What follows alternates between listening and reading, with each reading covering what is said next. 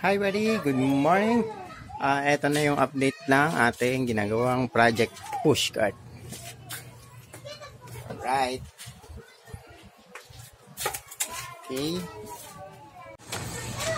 Okay, ayan na po siya. Alright, nilagyan ko na rin siya ng linoleum. Yun, diba?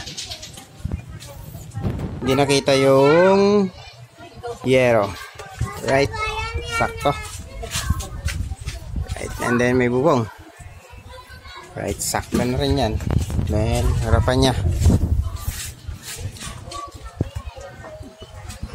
Right.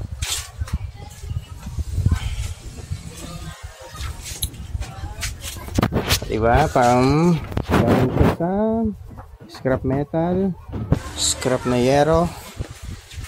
Then, yung mga gulong, binili ko lang yan sa junk shop. 50 pesos ang isa. Tatlong gulong yan. Alright. Konting tiyaga lang at makakabuo tayo ng ating cart. Kaya para sa ating mga madidiskarteng mga ka-vendor dyan, una nyong ipundar yung welding machine.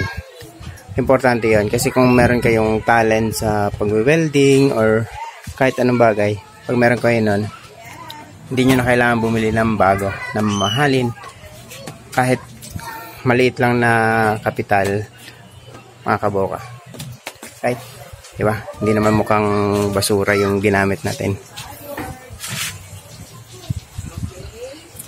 Right? Bye-bye.